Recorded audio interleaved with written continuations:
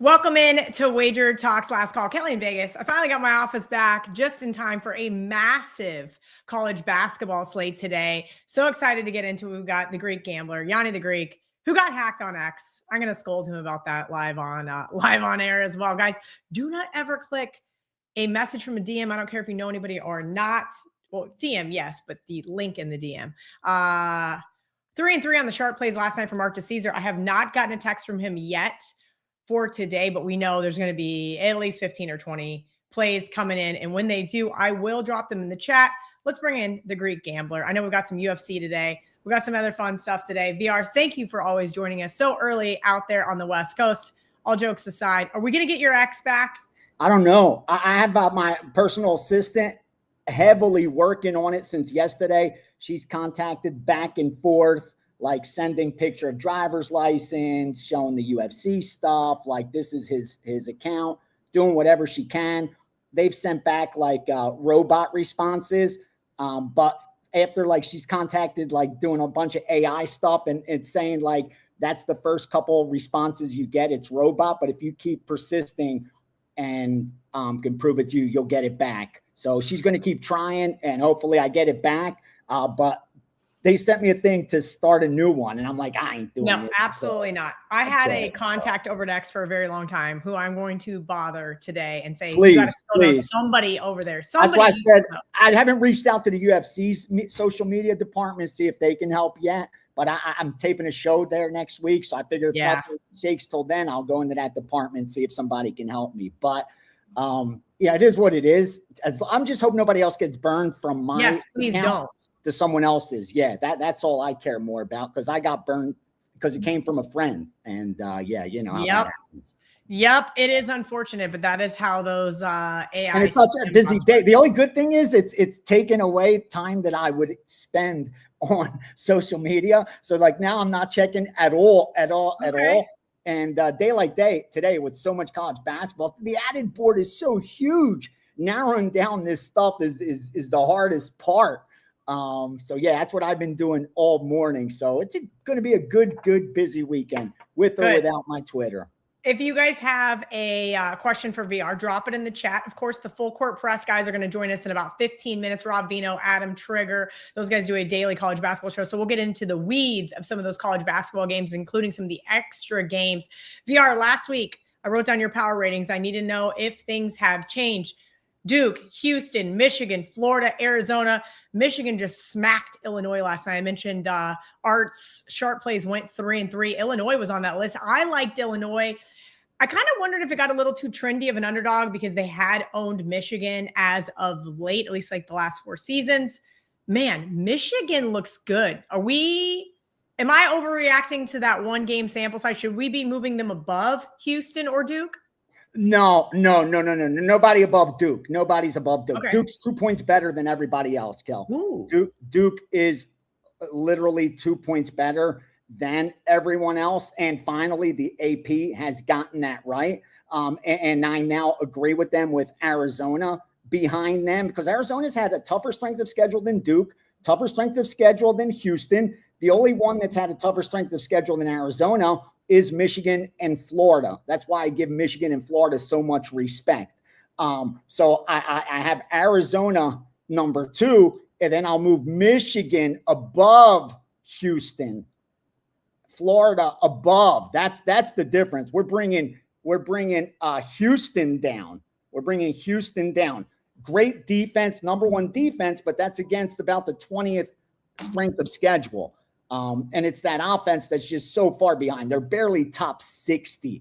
And that's going to be a problem when you get to March Madness because you got teams like Duke that's, top 3 in defense. You have Purdue that's, a top 10 defense. Iowa State, Tennessee, Connecticut. Those are all top 5, top 10 defenses, but they have better offensive side of the ball. And that's the problem I'm seeing with Houston, that the offense just isn't getting there. Like all season, I've been waiting for that offensive rating to improve, and it's just not. Like I said, they're barely in the top 60 in efficiency. Okay, let's kind of get into some of this public sharp stuff. I know these guys love to hear it. John Ewing always posts the BetMGM splits. So I always find those really interesting. Of course, the number one play from tickets and money is that Duke team today. Are you seeing the same thing on your side of the computer screen? No. Wow. That Duke is the most one-sided. Yeah. The most bet tickets and money. No, I see a lot of volume on that game, Kel, but that's not what I'm seeing. In fact, I'm seeing the opposite. I'm seeing Virginia getting bet. I'm seeing Virginia even on teasers, like getting them up to 15 or whatever. So I'm not getting that. Again, it's not like totally one-sided Virginia, but this is a spot where you would expect to see the number one team in the country getting the money. And it's just not the case. And I think that's why you're not seeing like any kind of huge line movement.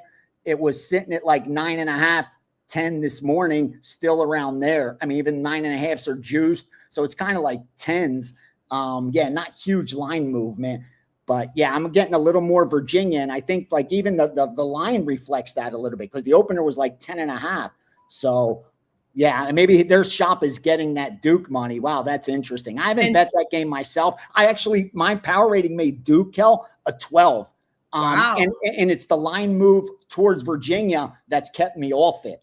Otherwise, I'd be looking the fire on Duke. But there's more than enough like great spots with better EV, I thought, than Duke at -9.5. So I just passed on that. I will say I just got a text from Art to Caesar, and I am trying to put in some of these plays right now. I forwarded it to you. That was the sound going off in the background there. So you've got it as well. And they did play Virginia plus 10. So Virginia plus 10 was bet.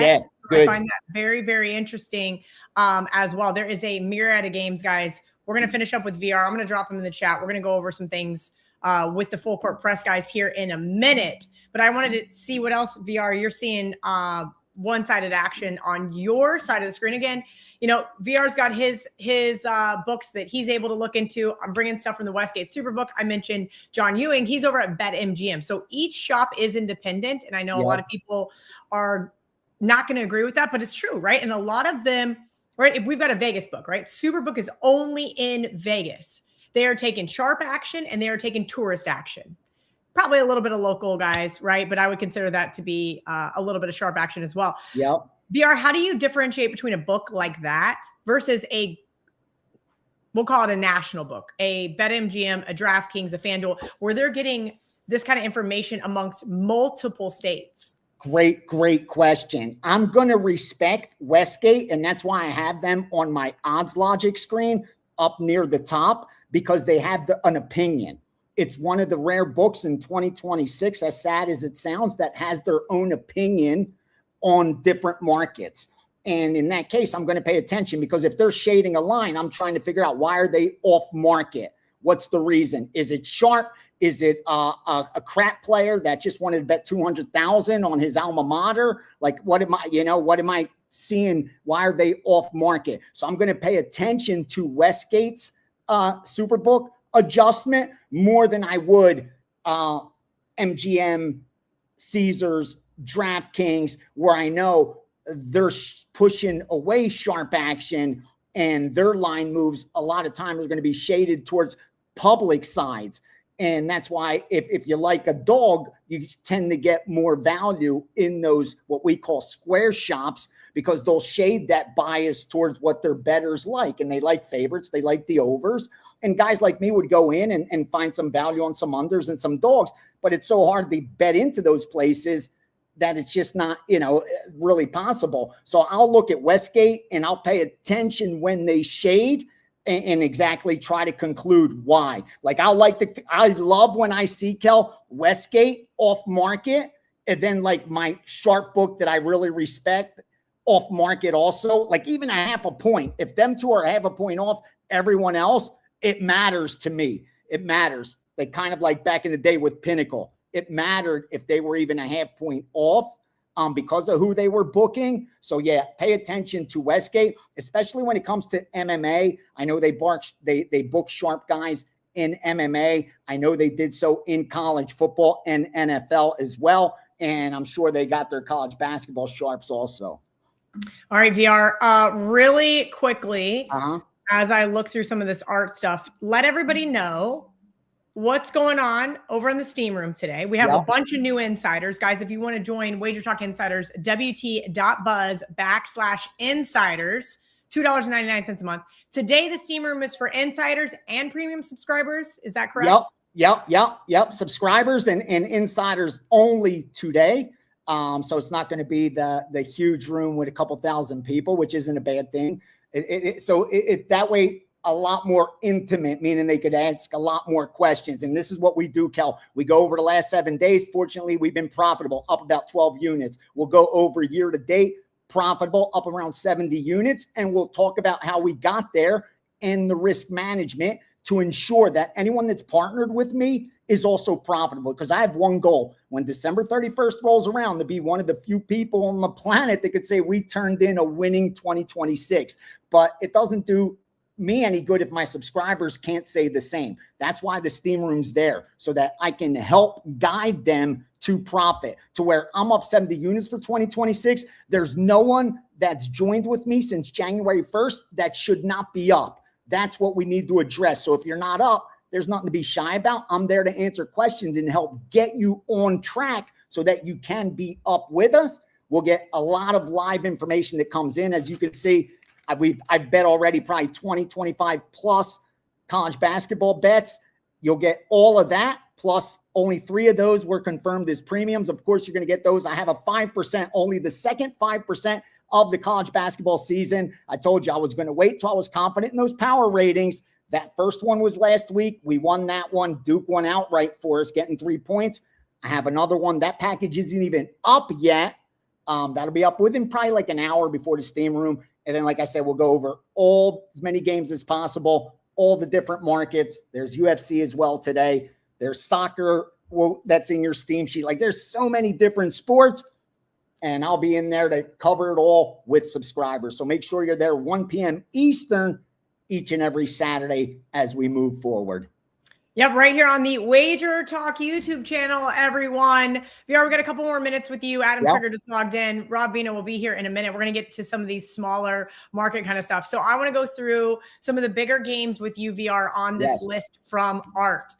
We already went over UVA, Duke. You mentioned at 9.5. You still, even from a power ratings perspective, do like Duke, but we can confirm that sharp money was on UVA, and it seems like a lot of people are on Duke. Regardless, sharp, square, whatever. Kind of reminds me of that Michigan game a little bit last night. But here's a few other, I would say, earlier games that are coming up. Cincinnati -10, I thought was a real interesting one. That one moved up from 9.5 to 10. That one tips off here shortly. Let me get my odds logic off of the NBA for whatever reason that I have that on VR. Good grief. I like Cincinnati there, Kel. I like Cincinnati. Power rating wise, they should be above of that double-digit favorite, which they are. But I up until it's not enough for me to pull the trigger. Like power rating wise, I have them about 11.5, 12. So it would be Cincinnati or pass. And I just don't have the conviction in Cincinnati, looking at the matchup, digging into recency, how they're coming in, to pull the trigger. Like I said, there's just so much options today where I'm looking in to lock in the very best positions. But yeah, I do like another spot where I like favorite or pass. I think Cincinnati should be a little bit higher favorite than they are here. And I think the record has a lot to do with it. Just like the AP poll, you look at these two teams record wise, you're surprised that a team like Cincinnati's double digits. But power rating wise, it's warranted. So I wasn't surprised to see it. I'd lay it or leave it alone. Yeah, I did lay it. I found a 10 there a minute ago. Now we're seeing 10.5s and 11s. So make sure you guys shop around there. One of my big things is looking for things that seem off, right? So when I see a sharp group that agrees with me here, and this was one of the games that was on my long list this morning, was West Virginia catching just a couple of points there at home to BYU. Right? BYU's kind of had an interesting fall from grace over the last couple of weeks, but they're still a 1.5 point favorite there at Morgantown tonight, 5:30. That game takes off. Rotation number 731, 732. Any thoughts on this Big 12 matchup? I really like West Virginia. Was happy to see that the sharp group came on in it as well from the Westgate Superbook. I'm going to tell it to you. The wrong team's favored. Okay. Again, I trust my numbers there. And I really do believe you have a spot where the wrong team is favored. And again, not surprising. It's so much narrative driven right now, this time of the year, as we approach March Madness. So I'm in total agreement with you. It's West Virginia or pass. I think the points is a gift. Being able, if you could get it to 2, it's worth buying the half a point up to -122. That's one of those half points that's actually worth it, where they let us buy it for 10 cents and we should be paying 11 cents or 12 cents. That's why for my subscribers, whenever I see a spot where we could buy a half a point where we're getting the discount, I do it just for that reason. And so that they could start remembering it themselves. Oh, wait, even in college basketball or NBA, this number actually matters. Like taking it from 3.5 to 4 actually matters, where, we don't have key numbers in hoops like we do in NFL and college football, like we talk about them, but there are some spots where buying the half point is advantageous, and taking it from 1.5 to 2 is one of those spots. So I'm with you there. Let's go West Virginia. All right. There's a few more that we're going to go through on this list that I wanted your opinion on. Texas catching 3 stood out to me as well here. I have not been really that high on this Texas team. They've shown me some moments of greatness because they're Texas and they're loaded with talent per usual. Let me pull up that odds logic number there for you. They played it at 3. Texas is currently 2.5, 2. They're at the Superbook even. They moved off of that one at Texas A&M, rotation number 701, 702. All right. Another game that I saw in the accounts, and that was Texas. I saw Texas at +3 in the accounts, and that's one of those spots as well. If you could take it up from 2.5 to 3 at -120, do it every time, even in college basketball. And also a note there, the public is on the A&M side. So the public's taking the short favorite there, and the Sharps are Texas +3 in the accounts. So yeah, that's one of those. Duke's about to get hit. If you look at your screen, Duke's going to light up right now. Really? I missed it. Yeah, it just came into my instant messaging. Fuck. Sorry. That's one of the groups I work with. They're betting it in my account right now. They're laying 9.5. Very interesting. 11. See, guys, this is what we see live. This is how this works. That's how the steam room right now. My guys would be getting that. And if you like Duke, you had your screen open, you'd be able to get down at 9.5, and you'd look up and it'd be 11 probably within the next minute and a half. All right, VR, we relaunched Sportsmemo. It is now any expert, any play, just $7 over at Sportsmemo. Oh, I'm firing today then. I'm firing today. Okay, good. That's why I wanted to ask. What do you got going on over at Sportsmemo today? Yeah, I'm giving out a 4% at WagerTalk, so it'll be a college football best bet. That'll be over there for only $7. I have my UFC package up. I have the Steam sheet up, which has soccer, MMA, NBA, college basketball, NHL, and yesterday even had college baseball that I think went 2-0. And also, like I said, the 5%'s coming in college basketball. Subscribers, don't email support asking where's that 5%. When confirmed, when I think it's time to fire, we will fire, or maybe we won't. You'll know when it's out there. Package will be up as well. Big Saturday, Steam Rooms at 1 p.m. Eastern. Let's do some damage. And again, real quick, let everybody else know what's going on with that as well. There's a blackjack course that if you get the year, you partner for the year. That's the way to go. Number one, your ROI is going to be the highest because your overhead's the lowest. And as a business, that's what you want to have. That's what I've been urging everyone to do. Like, partner up for the year. You're going to get it the cheapest. You don't have to guess when to jump in and jump out. And more importantly, you get the Steam Room each and every single week, and you get everything plus the blackjack course, which honestly, like, I did it for a dime for $1,000. And that same course I took with less for $5,000. It cost me probably 7-8 years ago that I took a course like that with an advanced group to see what was I missing. And I wasn't missing too much. With all that said, you get that course. And even if you're not going to want to be an advanced blackjack player, I promise you, so much carries over in the sports betting because the edges are pretty much the same. So the bet sizing and all of that translates so well. And you get that for free just for signing up for the year. And it's discounted right now. So again, we're having a good year. We're ahead of schedule. We're trying to get the 400 units. That's when we've doubled our bankroll for the year. And then we reassess. So far, so good. We're about 70. So we're almost a quarter of the way there. a month ahead of schedule. So we're going to keep grinding. All right. Thank you, VR. Thank you, Kel. I'm not going to plug your ex right now, but thank you. Let us know when you're back. And and thanks for letting everybody know. I appreciate it. Please do not ever, I don't care if it's me sending you some fake, I don't want to know what kind of DM. Never click the link. Never click the link. Hey, I mean, we're clicking away. We're taking that risk. Then everybody's taking that risk. That's too funny. I can't. All right, VR. We will see you soon next week here on Last Call. You guys can also catch him on WagerTalk today, almost every single day here on the WagerTalk YouTube channel. Have a great time in the steam room. Let's bring in the guys from Full Court Press. We've got Adam Trigger, Rob Veno. Adam, I think, is in Gainesville. Are you in Gainesville? Where are you now? I'm getting close. I'm going to be in D-Land in a few after this show. Okay. Going to Stetson, and then I'm going to Gainesville tonight. And they're pretty close, so I'll have some time to kill between games. We'll probably just go watch games. That's all I do, Cal. And then I try to come on here and make sense of it. Okay, I love that. Rob Veno, welcome into the show. Let's get into a lot of this stuff, guys. We've got a ton of questions here, and I've got the laundry list of games from Art to Caesar over at the Westgate Superbook that I will drop. We got $10 from somebody. Garth wants to know rotation number 769, 770. Trig and Rob already know where I'm going. But UMKC team total under 71.5, played it 2 weeks ago and only scored 60, 8-2 run on the Full Court Press. Thank you, Garth. And by the way, if you guys didn't know, all of your donations go to different charities. The last one went to one of my favorite charities out there in Las Vegas called Opportunity Village. So shout out to all of you guys for donating your time as well as your money. Who wants to take this one? Rob, I'll let you go because I'll go quick because we just guy.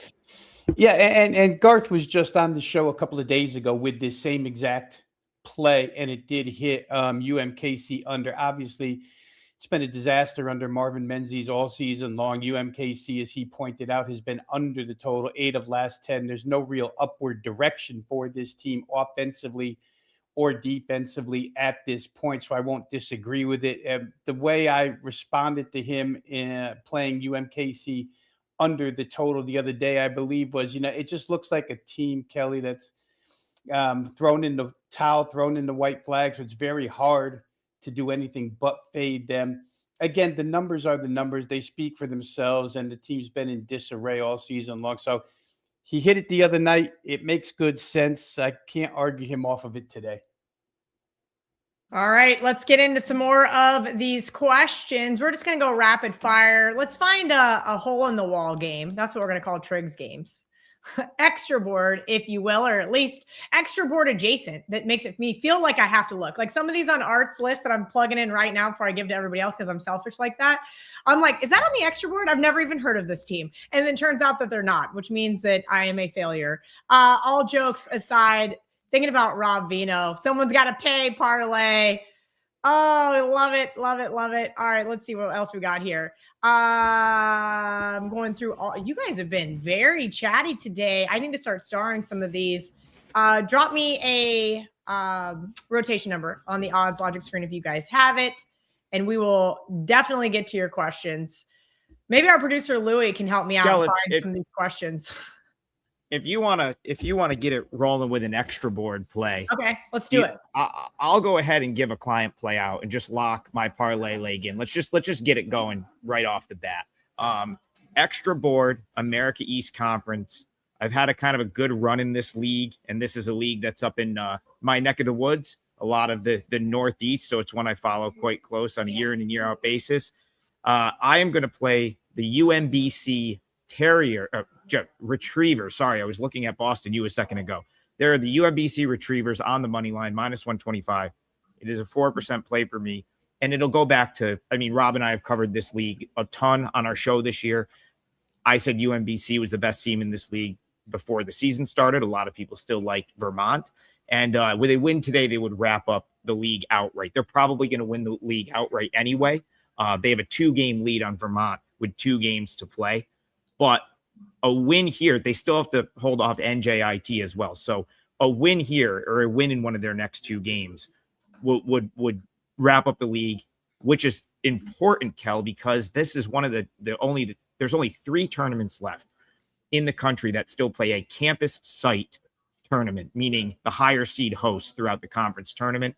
So getting that 1 seed is imperative because it means you host a championship game. And UMBC, I don't believe, even when they had that crazy year where they were the 16 seed and knocked off Virginia, becoming the first 16 seed to ever do so, I don't think they hosted the championship game that year. I don't know if they were the one. I'm going off memory. But the point is, Vermont wins this league every single year for the most part. Last year, you had that really, really good Bryant team with Phil Martelli Jr., who's now at VCU. So just a massive opportunity here for UMBC. As far as the game handicap is concerned, listen, Lowell took a big step back last year to this year. UMass Lowell was a team in this league that was very good for a few years, up near the top, threatening to win the league. Big step back this year, big golf and athleticism in this game. And I just you look at the first meeting, 79-56 UMBC. Yes, it's at Lowell here. I just don't see how Lowell defends them at all. And UMBC, the last couple times out, has really started to sort of dig in on the defensive end, something that they didn't do at all early in the season. With the league on the line and the chance to win the league, and you only need them to win the game, they're playing a far inferior team here. I took the UMBC Retrievers. Got to get my dogs right, Kelly. -125 on the money line. Always got to get the dogs right there, Trig. Let's go into some of these questions now that I'm ready to go. 551, 552. Why is Central Arkansas only -1.5 at home to Queens? Rob Veno seems trappy. I went off about this Queens team the other day because Randy from the Westgate Superbook told me right before filming Kelly and Murray said, oh, take Queens -2. And then they got blown out at home. And I know you guys have talked about this Queens team ad nauseum on Full Court Press. Is this a trap spot here for Central Arkansas? Possibly, Kel, but again, I don't look at it from side perspective. I look at it from total perspective. So for me, the Central Arkansas Queens game was a look earlier this morning at possibly playing over the total in this one. I still think, although it won't make a client list, I still believe that this is probably the right way to go in this particular game. Queens, a little better at home offensively than on the road, but still you've got 2 teams that are going to play with pace. It'd be impossible to play this thing under the number. Central Arkansas, even in this season, where they're not necessarily the offensive force that they've been in the past, they're still constantly putting up points. We see some side movement towards the Queens side here. So as far as the comment about it being a trap is concerned, money didn't think so. But I wouldn't, for me, it's not really a play where I would be interested in side. I'd be much more interested in total here, which as we look is about 164 in that range where this has the capabilities to be 166 plus. Not a ton of wiggle room, but it's the way I'd look. All right, guys, if you have a question for the Full Court Press, guys, drop them here in the chat. We've got some of these. There we go. $2 from RH7343. St. Joe's, Rhode Island. I would love a rotation number, but I've got my odds logic screen back open, and now I'm back in my office. So it makes it lots easier for me if I could spell St. Joseph. That would also help the cause. Rotation number 611, 612. This one starts right here at noon Eastern. Trig. Rhode Island opened as a 4.5-point favorite, now down to 2, 41.5. This one has taken some definite over money. Yeah, this is injury concerns for Rhode Island. You got people getting ruled out as we speak. And those injuries were, I believe, unknown. At least I was trying to follow this a second ago because it's being tweeted out, and that's why the number is crashing. I can't disagree with that. I don't like this Rhode Island team. I still don't. If you remember, Kelly, last week I came on and played LaSalle as a best bet, +4.5. They won the game easily. We talked about sort of Rhode Island. Maybe that was more of a St. Louis hiccup than it was a Rhode Island great performance when they won that game. We played LaSalle, who's a worse team than St. Joe's this year, and they had no problem with Rhode Island in that game. So obviously would have liked to have it. I would have liked to be in on that news and had it before the move.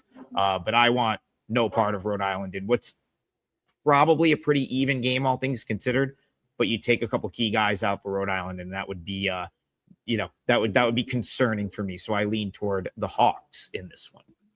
Rob Veno, I have a handicapping question for you. I'm going to get to my parlay here in a minute, my leg of the parlay, excuse me. And I'm going to go to the Big 12. But one of the things that I think is really interesting is about a week and a half ago, I played Kansas State versus Baylor. Head coach Jerome Tang gets fired. All this drama ensues. Matt Driscoll comes in, and I'm like, hell yeah. Great game by K-State. Easy peasy, walk away. Ever since then, they have seemed not to care about playing basketball once again. Here we are, February 28th. March Madness is on the horizon. Conference championships are coming up. How do we start to sift through these teams that, albeit might have quit on their season? How do you start to look at, do you just have a list of like, you know what, these teams we can fade, but we are not putting our hard-earned money on, aka we could bet against? They did cover against Colorado, I thought was really interesting, by the hook. So it's not like they're being undervalued by any means in the quitting. If they are quitting, allegedly, we'll leave it at that. I don't want a bunch of K-State fans being mad at me.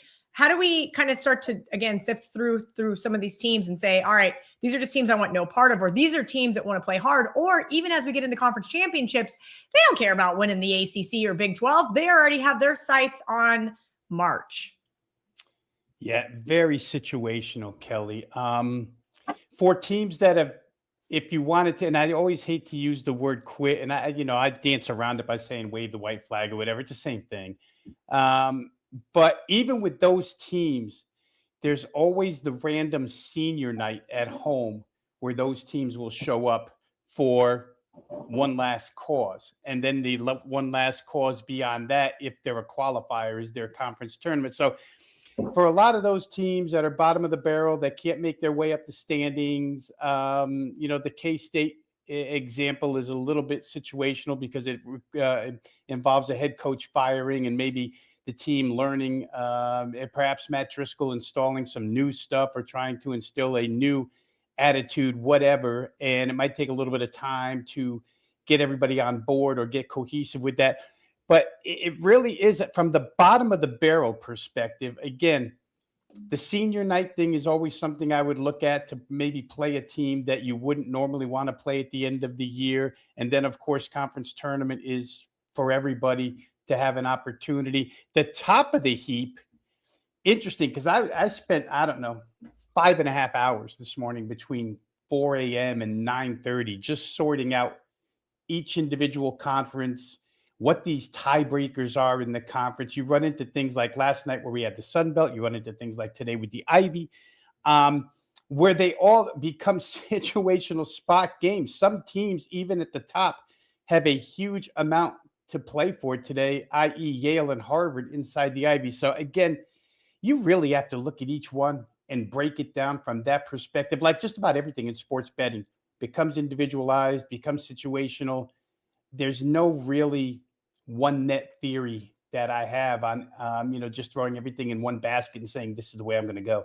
No, I would agree with that too. But let's use this, for example, now with the transfer portal, these guys are looking for new teams. So to say that they would quit, like I said, I keep putting in quotations myself because I don't want to say they quit. Maybe they're just not a cohesive team. And that's been the problem all season because Kansas State, for example, is loaded with talent. They're a $12 million roster, yet there just doesn't seem to be that gusto that want to go out there and win, even though they may be playing for a chance to play on another team next year. It's a very interesting dynamic. And I just wanted to get your thoughts on it really quickly. Scott, we do have the Westgate. It says Superbook right there in the middle of the WagerTalk live free odds screen, wt.buzz/odds. If you are not willing to shell out the money for the magnificent product that is Odds Logic. Adam Trigger, do you have your TV on? No, I am in the lobby right now. So whoever, you're in the lobby of your hotel. Yeah. Except I have no live audience. Although I did meet a couple of full court press viewers in Jacksonville on Thursday night. So we're out here, meeting people that watch our show. Shout out Stan for coming to the game. Great guy. He says he watches full court press every day. Hopefully he watches Last Call as well. All right, I posted Art's plays. Everybody asking me about it, but here we are. Let's go. One of our WagerTalk insiders. Anyone on New Orleans plus 8.5? Let me get this one pulled up on the odds screen. New Orleans rotation number. Extra board. McNeese State headed to New Orleans. 8.5. There's some 8s popping up there. 7.5 there on a couple prominent offshores. Rotation number 306613. Trig. Talk to me about this very deep extra board game. Yeah, I mean, Rob and I pretty much discuss New Orleans, McNeese, Southland basketball. It's a Monday theme on the Full Court Press show. We talked about New Orleans earlier this week. They went on the road, won as a huge underdog at Stephen F. Austin. And so basically everything we said about McNeese this year has come true at this point. They just aren't the same caliber of team that Will Wade had. Of course, Will Wade now at NC State took a couple of his best players with him. So it's not surprising to me that McNeese did not win the league. However, because the league is still the Southland and they still have resources and he gave Bill Armstrong the job, which was a guy that's kind of playing the same way. They're still going to be a very good team, but all year we've cashed playing against McNeese. They have been valued like last year's team the majority of the season. The problem here with this number, Kel, is I think we've beat the horse till it's dead, really. Like, we've talked about McNeese so many times being overvalued and cashed every time we've talked about them that it almost feels like the number is a little bit short here. But then again, they're actually on the road at New Orleans, and that's probably where they struggled the most from an against the spread perspective. A few weeks ago, this spread would have been on the other side of 10, and that would have been like a real spot to attack. But even at like 8.5, I just don't think I would want to lay the points with McNeese on the road. That being said, New Orleans, who's been like a giant killer this year, they just came off a huge upset. And, this is a league. They are going to they'll go to a conference tournament. They'll play at neutral sites. New Orleans can still play. I guess they do kind of need a win because they could still play their way to a 3, but they've got Corpus Christi and Nichols right on their tail. So even though I don't think you're really getting the line value that you would have got a couple weeks ago to fade McNeese, New Orleans has been good as an underdog, and it is a spot where they should be engaged. So I say a tentative lean toward New Orleans. Like the setup for them, just don't know that you're getting as much value as you maybe should be at this point in the season. All right, I'm going to the Big 12 for my leg of the parlay. We're going to lay 9.5 here with Iowa State. I know it seems a little bit steep versus this Red Raiders team that has a really prolific offense, but I'm excited to see what this Iowa State defense can do in Ames. As you know, they're completely dominant there. Yes, they've lost a few road games there in the Big 12, but TJ has this team ready to go. This is eerily reminiscent of when I laid a massive amount of points with them in Ames just a few, not even 2 weeks ago, exactly to the date, versus Kansas, and they just throttled that KU team at home. I expect more of the same here from the Cyclones, minus 9.5 over Texas Tech, the most experienced team in the Big 12. Yes, I have a little bit of bias towards them because I have a 30-1 ticket for them to win the whole thing. All right, let's get into some more of these questions. Rob Veno, before we get to your leg of the parlay, we got 20 minutes left of the show. Right here, San Diego State, New Mexico. If you guys saw Art's list, San Diego State was a play, so make note of that as well. Sharp action from a respected group. Doesn't mean they aren't going to come back on the other side. Veno, 647, 648. San Diego State down to a pick 'em at the Westgate Superbook. 1.5 still available pretty much everywhere else, though. Yeah, and I would come in on the other side of that. Okay. I would be on the New Mexico side here. Had San Diego State the other night in a very meaningful game at home. They came through with a huge win. It was rather easy against Utah State the other night for San Diego State. But now you're asking them to go on the road with this sporadic offense. Eric Olden's team, Eric Olden, of course, the head coach of UC San Diego last year, did a tremendous job, has done they've probably exceeded expectations in most minds at New Mexico this season. But they're a team that's kind of in need of a victory here. So the tables are a little bit reversed on San Diego State here. And this is coming solely from a situational angle. New Mexico goes up to Reno the other night, loses by 7. So you have the home team in this instance coming in off a loss. You have the road team coming in off a monster win.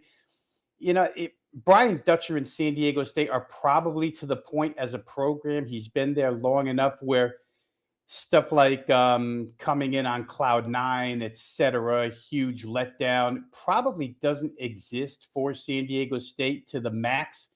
But there's still some of that element here. They took a lot of pride in beating Utah State the other night. And again, this is a team that's far more capable of going into a 6.5-minute scoring drought than they are going on a 6-minute scoring spree. So New Mexico's played really, really good defense this year. We know how dangerous the pit can be for visitors. For me, I would like New Mexico at Pick'em here. I think they're the more, let's say, sense of urgency type team here in this situation. And they have, athletically, they can match up with the San Diego State side. So I would be on New Mexico. Well, I don't like that because I already played San Diego State from our short list. Maybe I need to be looking at this one, see if I can come back. That one is a later game, and maybe that is some of the advice here. Try to middle some of these games. I did get 1.5 there with the Aztecs, and if the line flips, we could see a very close game. Trig, you had something you were going to say? I mean, I'm sitting here in the Lobo shirt, but like, yes, you are. It's all good though. You know what? I would have deferred to Rob anyway because he's had a great beat on San Diego State this year. Rob's the reason I cashed with San Diego State on Wednesday. That's a team that off camera I said, Rob, I want to bet San Diego State so bad, but they do the opposite of what I need them to do. If I fade that, Kel, you have your teams where if you play against them, it's the Monstars, right? In Space Jam, and when you play them, they just can't even function. And that's San Diego State for me. But Rob made such a compelling case on the show for them on Wednesday that I followed his lead. And so even though I did rock the New Mexico polo, I'm out on this one because I don't think I'm going to, I don't want to get greedy. I don't know if I can get San Diego State right twice, but I had to point out that I'm wearing the shirt. Okay, so here's a good question for Trig or for whomever. This has always been an interesting one. Ranked versus unranked favorites, right? So when the unranked team is favored over the ranked team, which Kentucky was, let me look at this current line right now. Vanderbilt, pick them minus, Kentucky still -1. Vanderbilt was favored here over Kentucky, and I do believe Vanderbilt was on our long list. Yes, they were. Vandy +1 did get some sharp action there at the Westgate Superbook. Doesn't mean that it's going to win, but it means that someone they respected did play it. Trig, this year, this has gone back and forth. To start the season, it wasn't very good. At one point in time, it was 7-4. My buddy Clint was keeping track of it, so I'm going to have to ask him how it's been doing since. I've tried to just throw out some of these old handicapping things like that, just out the window, not let it really affect my style because I don't think that there's really much advantage to it anymore. Yeah, I mean, I've thrown a lot out over the years, Kel, and now I just want to. Someone asked me that the other day, like, where are you? Like, someone was like, "Hey, you're on a really good run." Someone I know that's not like doesn't really watch WagerTalk that much, but he follows me on Twitter and he's very tuned in sports better. He's like, "You're on a really good run. Like, where are you getting your plays?" And I'm just like, I just go to a lot of games, kind of, accumulate info and target like the opinions that I think are stronger than the market. And like, the point is, like, I just don't think following an odd screen or trying to like chase steam really works. Rob and I always joke like that the sharp plays hit 50% of the time, right?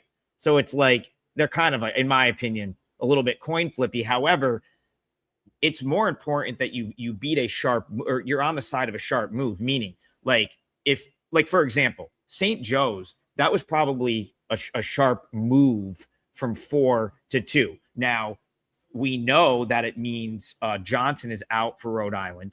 And I think like Cochran might play, but he might play hurt. So it doesn't necessarily mean that's going to win. And it doesn't mean that you should go bet it at a bad number. But like, that would be a good, if you got ahead of that on St. Joe's, that would be a good bet. That's the type of sharp move, in my opinion, that you want. Other than that, I could care less. Like, here's the thing. I respect CT's opinion.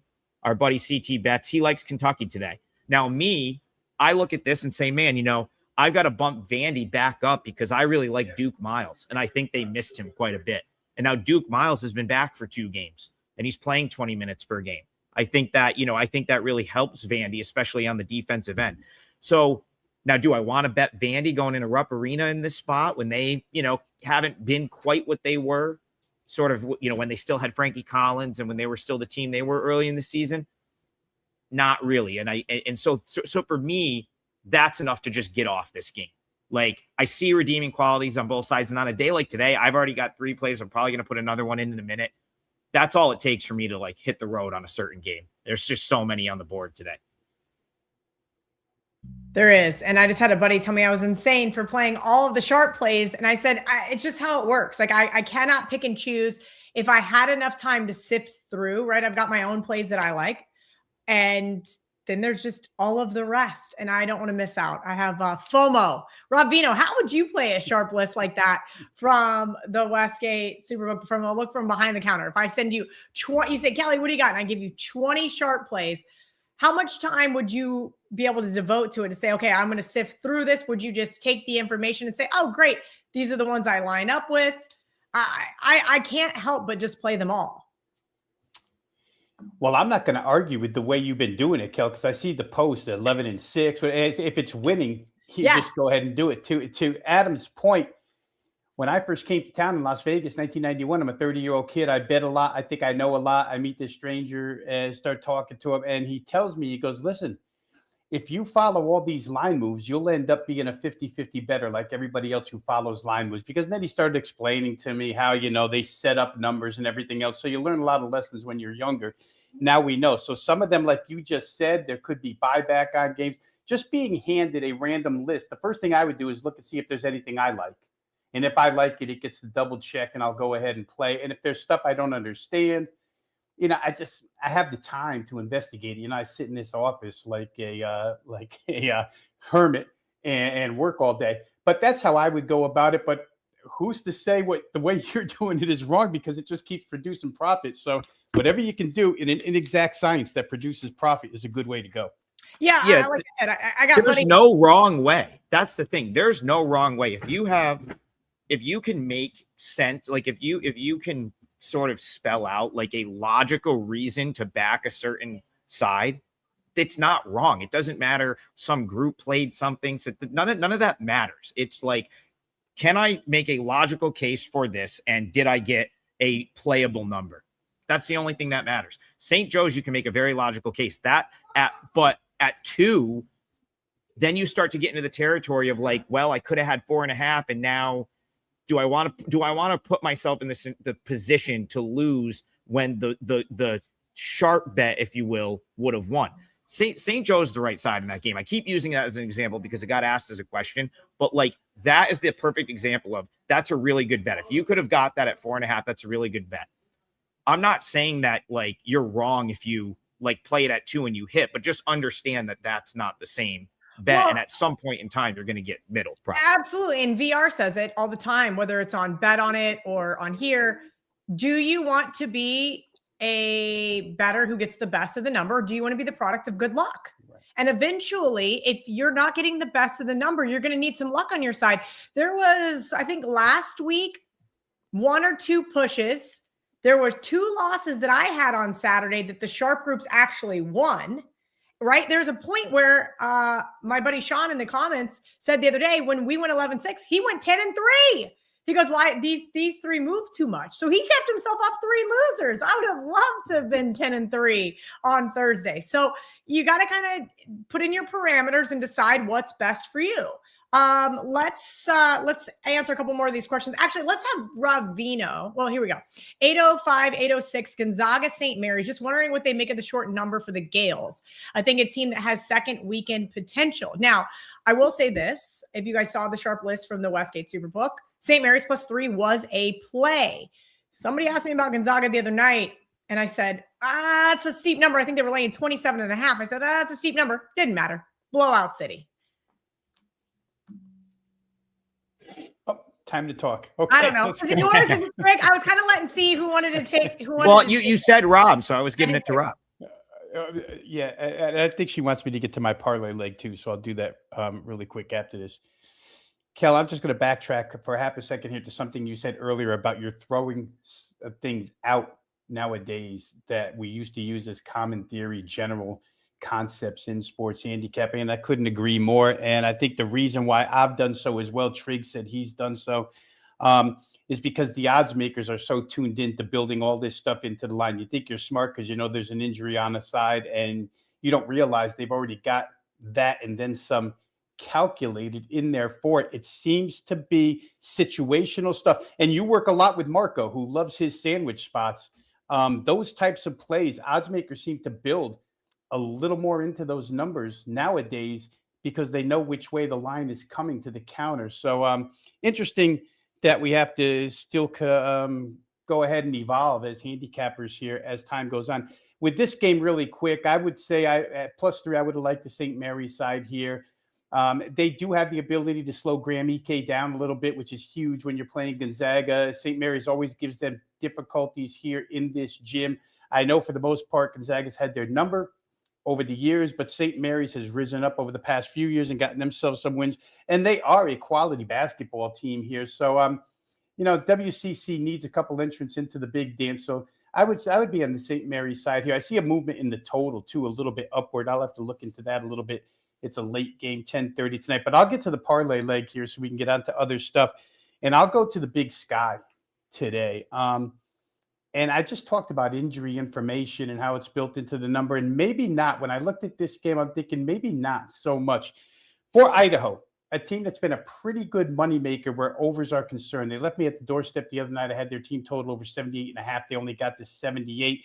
They were without their starting point guard, Colton Mitchell, who means a ton to this team. Number 1 in assists and steals, number 1 in field goals attempted, number 1 in 3-point field goals attempted, number 1 in free throws attempted, number 2 in minutes played, etc. Number 3 in points per game. You get the idea. He's the floor general. He does a lot for this team. Idaho's very lucky that they have 2 good point guards. Waco Johnson came in and played point guard the other night, senior ball handler. So they didn't lose a ton. They still scored 78 points. Here they're going to play Northern Colorado. First time around, this game was 91-83. Northern Colorado, the winner. A little bit, the Big Sky is loaded with revenge games today. This could be considered one of them. Idaho now at home, seeking to redeem themselves for the 8-point loss. But I'm on the Northern Colorado team total here, guys. 76.5 for a team that has just racked up points over the course of the last 6 weeks. They play a lot of offense, very little defense. Went to Eastern Washington the other night, lose by 10 in a very important game, 82-72. But Eastern Washington will pace themselves. They'll pace themselves offensively, and Idaho won't. These are 2 of the 3 fastest tempo teams in the league. So we're going to get our opportunities. Idaho without Mitchell on the floor, I think is a little less defensive minded because, again, he leads this team in steals. 76.5 look like a very short number for a Northern Colorado team that's going to get involved in what I think will be a 94-foot game up and down. So my leg of the parlay is going to be Northern Colorado. Some Big Sky action here, I think in the middle of the day too, not even at nighttime, but Northern Colorado team total over 76.5. All right, I'm looking at a couple of these square bets. Yeah. I like to see what other people are on. By the way, if you go in the DK app under socials, there's some great fades. Just a little pro tip that my buddy Jeff Schwartz told me on Radio Row for Super Bowl. All jokes aside, I do want to talk about that game that is, I think, going to be I think this is going to be a great game, right? So we got number 17, Alabama, headed to number 22, Tennessee. Tennessee is now up to a 4.5-point favorite there, Trig. And this one does not start till 6 p.m. Eastern. But I know a lot of people, with this being a top 25 matchup, want to tune in. That means they want to bet it. Sorry, I was being a good boy, muted myself, but I'm back. Listen, my concern with Tennessee is kind of what I think I figured out when they played Syracuse earlier this year. And it's when you get past Amen and Gillespie, they just don't have consistent scoring options. So for me, that's a problem because when you play a team like Alabama, who we know can score in volume, and they will get shots up in volume. Earlier this week, like Rob and I talked about Bama, made a case for them earlier this week on the team total and the side. They dropped 100 on Mississippi State, right? Like the game before that, they didn't even really play that well, still put up 90 on LSU. That's where, like, I have a hard time backing Tennessee. Now you can say, well, Trig, Tennessee won in Tuscaloosa earlier this year, but that was like if I remember correctly, that was a difficult spot for Bama. They had someone out, and they went 6 for 26 from 3. So it was Bama, Nate Oates is the rim 3 guy that everyone has tried to copy, right? They're either going to get to the rim or they're going to try to get a 3-point shot. And yes, there will be a game or two where they go 6 for 26 from 3 and they lose, because the thing is still Tennessee's still a very good basketball team. Tennessee out-rebounded them in that game. Tennessee can dig in on defensive end and make life tough for you. But in this scenario, with Alabama having that game, having experienced that game, obviously they go into Knoxville and they lose at home to Tennessee in a game they probably felt like they should win. If they make a couple of adjustments, like I don't know that Tennessee can keep up with them. Because again, I'll just go back to the point, like once you get outside of Gillespie and Nate Ament, Tennessee has no consistent scoring options. And so for me, I would rather have the Tide under those circumstances than hope that Tennessee can generate enough offense from like 3 to 6 to win and cover against Alabama. All right, Trig, really quickly recap our parlay, and then I've got one more question for Rob Veno. Maybe we got time for 2. What were the lines that you guys had on your games? I laid 9.5 with Iowa State. It's now 10.5. So we'll call it 10. We'll call it 10, and we'll put -120 juice on it. That's fine. Well, let me look at the odds logic screen. Okay, maybe there are still plenty of 10s available. Go find one, Kel. Go find a 9.5. I will find me 10 at Circa. Okay. And 10 at a couple prominent offshores, and there is some 10 -115, but 10. Yeah. So what? 10 -115. 10 -115 at Circa. That's good. So what Rob and I do is I typically just add in like an extra 10 cents juice because I know, it's a parlay. So it's like, we're going to get plus money anyway. So just make sure you're getting yourself Iowa State -10. I've got UMBC on the money line. It for clients, it's a 4% play for me. That's Maryland, Baltimore County. Some places spell it out. So if you don't have your rotation number up, that's on the extra board. UMBC on the money line. We'll call it -130. Again, that should be just put the money, -125 is what we got locked in for clients. It may be a little bit different at this point. Rob, what was the total that you're seeing for Northern Colorado? Yeah, over 76.5, Adam. All right. So what we'll do, and I'll calculate this, we'll go UMBC. I'll put in as -130, Iowa State -10, -115. And then Northern Colorado over 76.5. I'll just go -120 because some sites will juice up the team totals. And that will be what we will grade the odds of the parlay at. Now, obviously, shop around. If you can get better numbers than that, which you probably can, especially if you have your odds logic screen up, which is, Kel, I'm a brand loyal guy, and I don't endorse things very often. I do love Nike. A lot of my clothes. I love when I get to a school and they have Nike gear. Watch out. I'm definitely going to the team store. Odds Logic's the best screen I've used. I've used them all. It is my favorite one by far. I can't say enough good things about Odds Logic. So, and I don't get paid to say that. I'm just saying that. I know we do I give you a free odds screen? Because I get it for free. I get Odds Logic. I get Odds Logic for free, and I'm now working it off by promoting it here. But no, I'm serious. I love it. It's great. I just dropped my link in the chat. You guys can get a free week of Odds Logic, oddslogic.com/Kelly in Vegas. We've got 45 seconds left. Veno, I'm going to let you have the floor to talk about any game that you want to talk about as far as a free play, 4% or higher over at WagerTalk.com. Do you have anything over on Sportsmemo where every play is just $7? We do have 2 plays up and available right now, Kel. I'll tack on during the day, but let me just take what's left of the time here just to promote myself and Adam Monday through Friday, full court press. For those of you, this is college basketball time. Tomorrow's March. 10 a.m. to 11 a.m. We start with one game that's a featured game, and then we open it up to you guys. If you want to talk about a game, we'll break it down and analyze it for you, at least our thoughts on the game.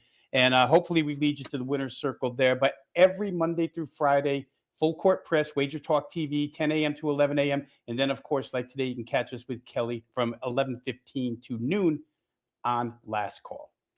Yeah, that full court press show is great, guys. These guys are also going to be joining me on Selection Sunday with our friends Steve Merrill and Brian Power. We're going to go over, we're going to be watching Selection Sunday live, giving you some reaction as well as live bets. Thank you guys for the other donation. Again, you guys are the best. Thank you for hanging out with us here every single Saturday. Adam Trigger WT on socials, Rob Veno Sports on socials, Full Court Press, Monday through Friday. And of course, here on Saturday, we'll be back next week.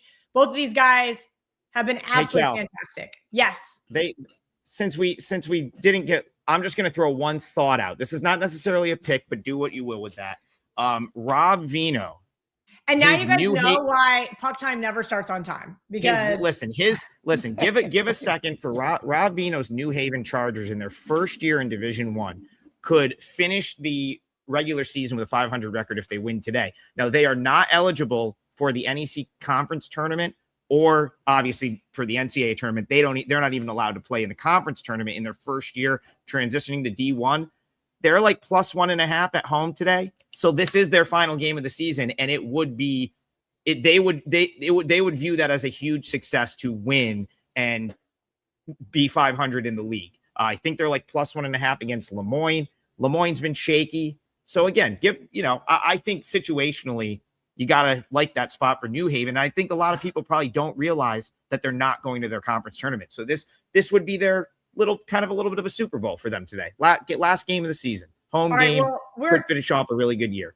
Now that X feeds are back and we can actually go live on X, there's almost 5,000 of you guys watching. So I want to hit 5,000 just because that's what I like. I just want to. So we're going to take a couple more questions. Plus, Rob Christensen is a loyal list here at WagerTalk. So I'm going to have Rob Veno answer this one. Navy 6.5. They're at Colgate. Rotation number 306-584. Does Colgate get revenge here, Rob Veno? Listen, first of all, anything Colgate related, I defer to Trig, but I will say my piece really quick on this. Really quick, I'll just say Navy has been by far the class of this league, and I would not step in front of that freight train. Adams explained to us all year long that this is not the typical Colgate edition. So go ahead, Trig, because I always pass Colgate on to you up there in upstate New York. All right. So I have more plays than I typically do today, and I'll be adding others. And I lost Yale last night, and I know a lot of people bought it. So Trig is feeling generous today. I'm going to give out a second 4%er because I have others, and they will be up for sale. They'll either be I'll have one at WagerTalk. I'll have one at Sportsmemo. So I played Colgate plus 6.5 here, Rob, and here's the reason why. Navy has the league wrapped up. They've already got the 1 seed in the Patriot League, but Colgate, if they lose this game and Lehigh wins, would lose the 2. And again, why is that important? Because the Patriot League also hosts their tournament. So Patriot League games, higher seed hosts. Getting the 2 against the 3 is a huge deal because if everyone wins out, that's the difference between hosting the semifinal and having to go on the road. Listen, I had Colgate as a client play in the first meeting between these two teams. It was up in Hamilton. If Colgate hits their free throws, they win that game. Colgate probably sets up as good as any to beat Navy in this league. And now they're getting 6.5 points. Yes, they have to go on the road. Yes, I'm sure Navy will have a great crowd for senior day and for the final game of the regular season. But in the end, Navy is probably going to play a lot of guys. They might even play more guys than usual because the game is essentially meaningless. They've already got the league wrapped up and they need to make sure they stay healthy for next year. You're giving me 6.5 points with Colgate in a game they need to win to hold on to that 2. And they really do match up pretty even with Navy. And we saw it was an even matchup. If Colgate goes to the line and hits a few free throws, they win that game earlier this year. They end up losing in overtime to the midshipmen up in Hamilton. So that is another client play for me. I wasn't going to give it out, but someone brought it up. I can't hold out on the people, Kel. So Colgate God, we're plus so 6.5. close. We're 6 people away. 5,000. Yeah. Okay. All right. Just because you guys that was all me. Thank you, Trig. I know. Here's where I screwed up. I started letting people drop off, and then it was like spiraling. I was like, no, we got to keep it going because I've been so upset with our show numbers because of the X feed and all this crazy stuff. Yes, Rex, this is the best show on WagerTalk. Last call edition of Full Court Press. No, just teasing a little bit. These guys are great. They've helped me out a ton with my college basketball handicapping. Again, both of them have plays over at Sportsmemo, $7 today. So if you guys just want a one singular 4% best bet, go over there and get it.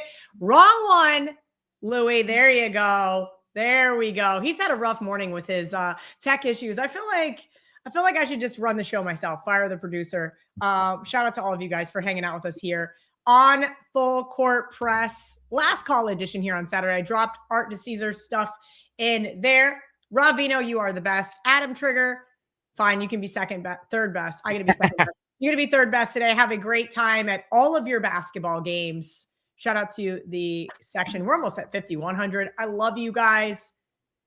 Let's cash them today. Let's have a monster day and take this into March. We'll see you guys next Saturday. Of course, these guys will be back Monday morning, 10 a.m.